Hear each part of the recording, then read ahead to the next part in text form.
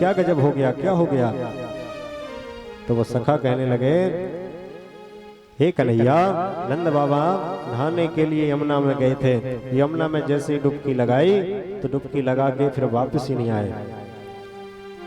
अब तो कन्हैया दौड़े दौड़े गए और जा करके सखाओं से पूछ करके जहां नंद बाबा ने डुबकी लगाई थी सो कन्हैया भी जा करके वहीं यमुना जी में छलांग लगा देते हैं। यमुना जी में छलांग लगाते ही कन्हैया सीधा वरुण लोक में पहुंच जाते हैं।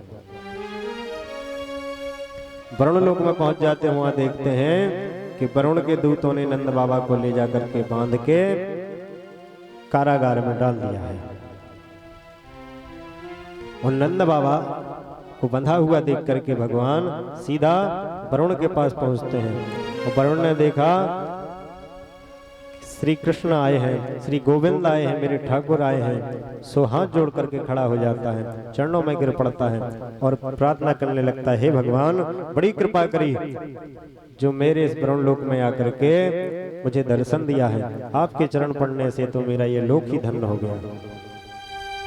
और चरणों में गिर करके प्रार्थना करने लगा। तब भगवान कहने लगते हैं कि हे वरुण, मैं आया हूं तो तुम मेरी पूजा कर रहे हो, मेरे चरणों में गिर रहे हो और मेरे पिताजी को यहाँ बांध के डाल रखा है। तब वरुण जी पूछने लगते हैं, हे कन्हैया, यहाँ कहाँ तेरे पिताजी हैं, कौन है तेरे पिताजी। तब कन्हैया बताते हैं। तो वरुण कहने लगते हैं, हे प्रभु क्षमा करना, मुझे पता नहीं था कि आप लीला करने के लिए यहाँ पधारे हैं। ये नंद बाबा आपके पिताजी हैं, नहीं तो हमें कभी पकड़ के नहीं लाते। और हमारी इस धृष्टता को क्षमा करें, हमारे इस अपराध को क्षमा करें। अजानता मामकेन मूढ़ेन कार्य वेदिना अनीतोऽयं तव पिता तद्भवान् क्षन्तुर्महते। हे कन्हैया, मेरे इस अपराध को क्षमा करें। और दूतों को आदेश देते हैं, जाओ नंद बाबा को मुक्त कर दो और मेरे पास लाओ। दूत तुरंत दौड़ पड़ते हैं और नंद बाबा को मुक्त करके उनके बंधन खोल करके सामने लाते हैं। और नंद बाबा ये सारा दृश्य देख रहे हैं। अब तो वरुण भगवान के चरणों में लौट रहा है, बार बार प्रार्थना करता है, हे अखिलेश्वर, हे ब्रह्मांड नायक, हे परमपिता परमात्मा, मेरे इस अपराध को क्षमा करें। नंद बाबा से भी क्षमा प्रार्थना करता है और भगवान उसे अभयदान दे करके नंद बाबा को साथ लेकर के बाहर आ जाते हैं। और जैसे ही बाहर आते हैं तो सारे ग्वाल बाल जो पहले से ही व्याकुल हो रहे थे, यशोदा मैया को रो रो के बुरा हाल था, सारे ग्वाल बाल बड़े व्यथित थे, चिंता में कि नंद बाबा कहाँ चले गए। और कन्हैया ने भी जब से छलांग लगाई सो कन्हैया भी बाहर नहीं आया है, क्या हुआ, क्या बात है। सारे ब्रजवासी बड़ी चिंता में खड़े थे। और जैसे ही नंद बाबा कन्हैया को आते देखा, सब गदगद हो गए। पूछने लगे नंद बाबा से, हे बाबा तुम कहाँ चले गए थे। तब नंद बाबा सुनाने लगते हैं, अरे भैया, जैसे ही मैंने यमुना जी में स्नान करने के लिए डुबकी लगाई, सोई दो मोटे ताजे दूत आए, वो मुझे पकड़ करके ले गए और ले जाके मेरे हाथ पैर बांध के कारागार में डाल दिया। और जैसे मेरा कन्हैया वहां पहुंचा तो मेरे कन्हैया को देख करके पता नहीं इसकी उनसे क्या रिश्तेदारी निकल आई कि वो सब मिल करके भगवान मेरे कन्हैया के चरणों में लौटने लगे, क्षमा प्रार्थना करने लगे। और भगवान मेरे कन्हैया की भी पूजा करी, मेरी भी पूजा करी और बड़ी क्षमा याचना करके हमेशा कुशल छोड़ दिया। अब तो ब्रजवासियों को पहले से ही संदेह था जब से गोवर्धन उठाया था। तो आज जैसे ही नंद बाबा ने ये कथा सुनाई, सुनो सारे ग्वाल वाला जितने ब्रजवासी थे उनको पक्का हो गया कि होए ना होए, अब तो ये पक्के में भगवान ही है। सो कहने लगते हैं, अरे कन्हैया, अब तू चाहे जितना बरगला ले, चाहे जितना हमें समझा ले, लेकिन हम मानने वाले नहीं हैं, तू सचमुच भगवान ही है। अब कन्हैया सोचने लगते हैं कि जब भी बड़ी मुश्किल से समझाया था, वह फिर पीछे पड़ गए कि भगवान भगवान, मुझे फिर भगवान बनाने लग गए। और आजकल तो कलयुग में इतने भगवान पैदा हो रहे हैं कि जिनकी सीमा ही नहीं है, जिसको देखो वही भगवान बन के बैठ जाता है। कन्हैया कहने लगते हैं ये फिर से मुझे भगवान बनाने लगे। कन्हैया बोले अरे ग्वालो, मैं कोई भगवान नहीं हूँ, मैं तो नंद का सीधा साधा छोरा हूँ। ग्वाल वाला बोले कन्हैया अब तू चाहे जितनी बार बोल, लेकिन हम मानने वाले नहीं हैं, तू पक्के में भगवान ही है। अब कन्हैया बोले अच्छा एक बात बताओ, अगर हम सचमुच भगवान हुए, मान लो कि हम भगवान हैं, तो तुम क्या करोगे? सारे ग्वाल वाला बोले हे कन्हैया, अगर तू भगवान है तो भगवान बनो रहे, हमें तेरे से कोई लेना देना नहीं है, लेकिन एक मन में इच्छा है सो पूरी कर दे। कन्हैया बोले क्या इच्छा है? बोले अगर तू भगवान है तो हम तेरो बैकुंठ देखो चाहे, एक बार तू अपनो बैकुंठ दिखा दे, तेरो बैकुंठ कैसा है, बस यही इच्छा मेरे मन में। कन्हैया बोले बैकुंठ देखनो है? सखा बोले हाँ बैकुंठ देखो। सो कन्हैया बोले ठीक है, तो आज हम तुमको बैकुंठ दिखाते हैं। सो कन्हैया सारे ग्वाल वालों को लेकर के ब्रह्म कुंड के पास पहुंचते हैं। वृंदावन में आज भी वो ब्रह्म कुंड है। वृंदावन कौन कौन गया है श्रोतागणों में? बहुत कम संख्या दिखा दी रही। रंगनाथ जी के दर्शन किए हैं? रंग मंदिर गया है कोई? जहां सोने का खंबा लगा हुआ है बहुत बड़ा, देखा है? तो उसी रंग जी के मंदिर के पास में ही ब्रह्म कुंड है, यदि किसी ने दर्शन किया हो। आज भी है वो ब्रह्म कुंड। तो कन्हैया सारे ग्वाल वालों को संग में लेकर के ब्रह्म कुंड में पहुंचते हैं। कन्हैया बोले अब जो जो कोई ब्रह्म कुंड देखना चाहे, मेरा बैकुंठ देखना चाहे, सो इस ब्रह्म कुंड में डुबकी लगाओ, और जो डुबकी लगाएगा वो बैकुंठ पहुंच जाएगा। अब तो कन्हैया की बात पे सब आंख मीच के आंख बंद करके विश्वास करने वाले हैं। कन्हैया ने बोला है तो मानना ही मानना है, जो कन्हैया ने बोल दिया वो सत्य है। तो ऐसा विचार करके सब ब्रह्म कुंड में कूद पड़ते हैं, धमाधम डुबकी लगाने लगते हैं। और जैसे ही ब्रह्म कुंड में कूदते हैं और जब ब्रह्म कुंड से बाहर निकलते हैं तो क्या देखते हैं? सीधा बैकुंठ में पहुंच गए। और बैकुंठ का दृश्य जब देखते हैं तो बैकुंठ की आभा प्रभा शोभा को देख करके गदगद हो जाते हैं। वहां जितने भी भगवान के पार्षद दिखाई दे रहे हैं सब चार चार हाथ वाले हैं, बड़े दिव्य पार्षद हैं, बड़ा दिव्य मनोहारी दृश्य है।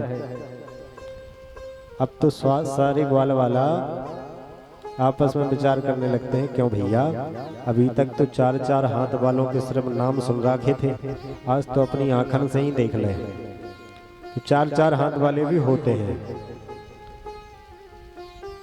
इधर उधर घूमते हुए सोचने लगते हैं, एक दूसरे से वार्तालाप कर रहे हैं और पूछने लगते हैं कि भैया यहाँ चार चार हाथ वाले तो बहुत दिखाई दे रहे हैं, लेकिन अपना कन्हैया ना दिखाई दे रहा, कहाँ है? तब एक ग्वाला कहता है कि इतने चार चार हाथ वाले घूम रहे हैं, चलो इन्हीं से पूछ लेते हैं। तब सारे ग्वाल वाला मिलकर के एक पार्षद के पास पहुंचते हैं, उससे पूछने लगते हैं, जाकर के बोलते हैं भैया राम राम।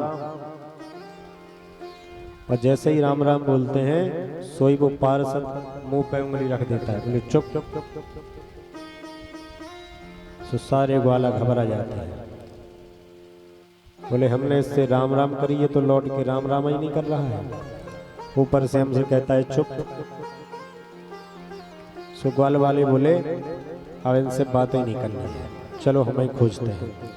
सो धीरे धीरे सबरे ग्वाल वाला घूम रहे हैं, घूमते जा रहे हैं, देखते देखते क्या देखते हैं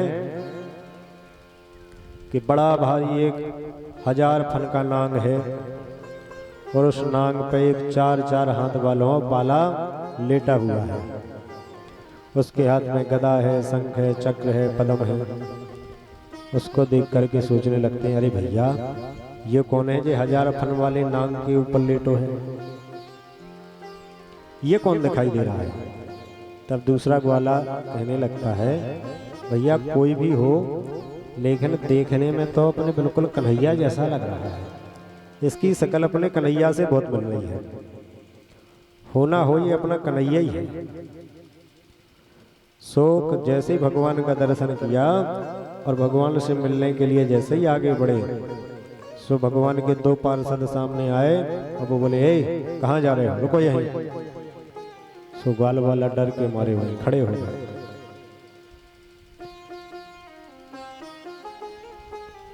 भगवान के जो पार्षदों ने रोका था वो कहने लगे कि अगर आज तुम्हें जो भी पूजा बंदन करना है सब यहीं से करो, इससे आगे नहीं जा सकते। तो सारे ग्वाल वाला सोचने लगते हैं, अरे भैया अपने कन्हैया के तो यहाँ बड़ी ठाठ है, कितने सेवक यहाँ 4-4 हाथ वाले हैं,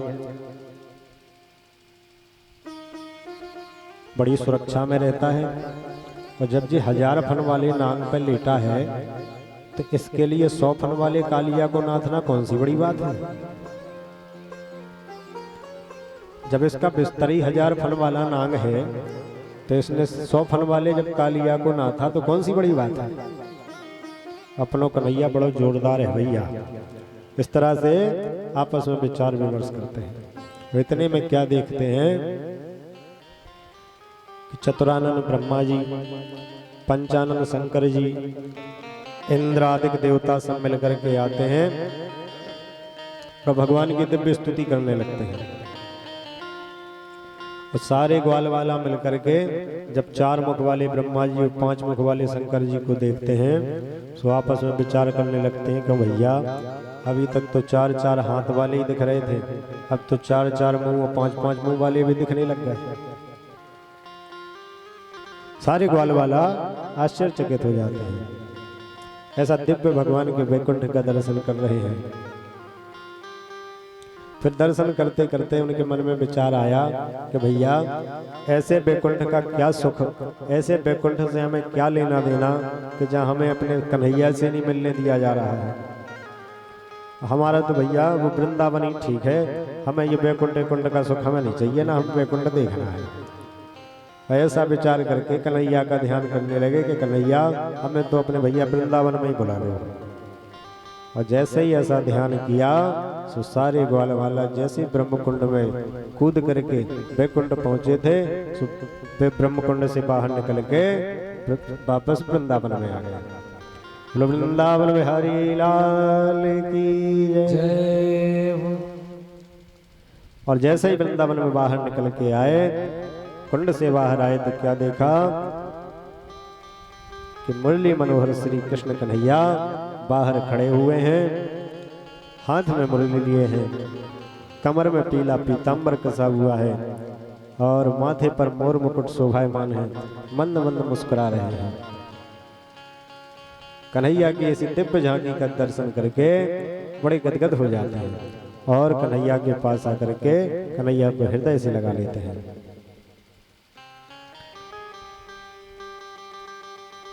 कन्हैया की ऐसी अद्भुत झांकी का दर्शन करके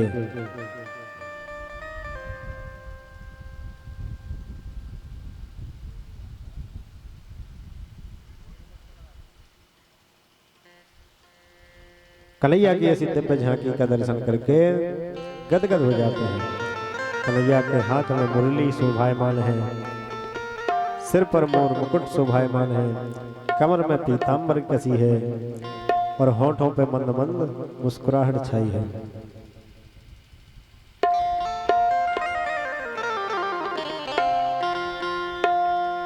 ओ मोरे मुकुट बारे हमारे सावरे बाके बिहारी, मोरे मुकुट बारे हमारे सावरे बाके बिहारी, मोरे मुकुट बारे हमारे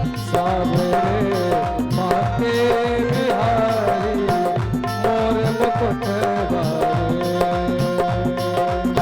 चित बल पे घायल करदारी चित बल पे घायल करदारी लैला कजेवारे लैला कजेवारे हमारे सावरे बाके बिहारी मोर मुकुट बारे हमारे सावरे बाके बिहारी मोर मुकुट बारे